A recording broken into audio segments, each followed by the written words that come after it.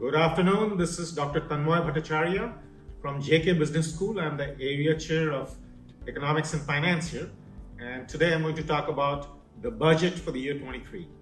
So the budget is a multi-pronged approach, and it is something they have designed to be all-inclusive and also to address economic growth. So you will see a lot of stimulus for economic growth in this budget. The 7 priorities of the budget as it stands right now is inclusive development, reaching the last mile, infrastructure and investment, unleashing the potential, green growth, youth power, and the financial sector. So these are the target of this budget. Some details for the budget.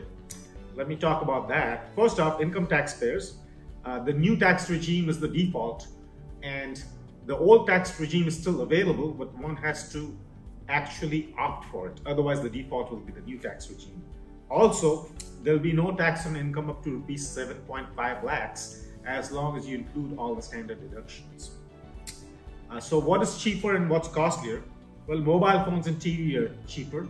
So it's cheaper to import because there has been a lot of domestic production of these two specific products. So to encourage competition, which is good for the consumer, these will become cheaper. Also, lab-grown diamonds, that is something that the government is actually taking an interest in encouraging that industry. They are going to give some money to IIT, and they're going to build a lab there to do research on these lab-grown diamonds. They're also making shrimp feed cheaper because India is going to export a lot of shrimp all over the world, including the United States, which was in the news recently that there was an agreement with the United States for export of shrimp. Machinery for lithium-ion batteries and raw materials for the EV industry, the electric vehicle industry. So these are all what's becoming cheaper. What's becoming costlier are cigarettes, which are detrimental for consumers, and also people incur a lot of healthcare costs. So to offset that, an increase in tax makes a lot of sense. Imported silver, compounded rubber, imitation jewelry, articles made from gold bars, imported bicycles and toys, imported kitchen electric chimneys, imported luxury cars and EVs. So these are all becoming more expensive because they want to encourage domestic production. So that's what the deal is. With saving schemes, the maximum deposit limit for senior citizens is being doubled from 15 lakh to rupees 30 lakh. And this was much necessary, and that is a wonderful thing. The monthly income scheme limit has been doubled to rupees 9 lakhs and rupees 15 lakhs for joint accounts. So 9 lakh for the individual and 15 lakhs for the joint accounts. The one-time new saving schemes for women has been made available for 2 years. Some of the other key points of this budget: railways gets a massive boost, and outlay of rupees 2.4 lakh crores. So that's a lot of investment in infrastructure right there. Capex has been hiked by 33%. So rupees 10 lakh crores for capital investment. That will really encourage economic growth and also protect the economy from global headwinds, because there are going to be recessions all over the world. So we have to watch out for that. So some other key points: the defense budget has been hiked by 13%.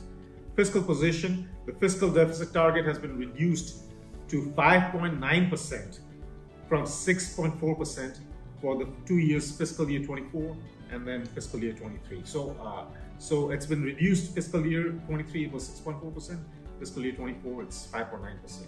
So the economy is going through some good times. It's growing, and so these budgets work the same way as a household budget works. You want to save during the good times and borrow during the bad times. So now that the Indian economy is going through some good times, growth, we really want to cut down on the fiscal deficit. Tax receipts will grow from 20.9 lakh crore in fiscal year 23 to rupees 23.3 lakh crore in fiscal year 24, and this is entirely because of economic growth. So tax rates are not going up, but revenues are going up, and that's because of economic growth, and that's a wonderful thing. MSMEs, these MSMEs will see an infusion of cash that will allow them to borrow an additional rupees 2 lakh crores at a lower cost of 1%. So the cost will be lowered by 1% when they borrow this money. So that will really encourage growth in this sector. As far as jobs are concerned, the government will launch the Pradhan Mantri Kaushal Vikas Yojana 4.0. There will be 30 Skill India's international centers that will be set up. The direct benefit transfer to provide stipend support for 47 lakh youths is also being set up through this budget.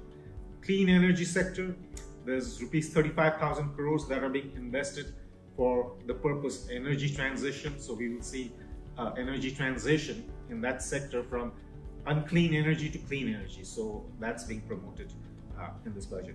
Ease of doing business. There are a lot of different rules and regulations that are being eased to encourage business opportunities.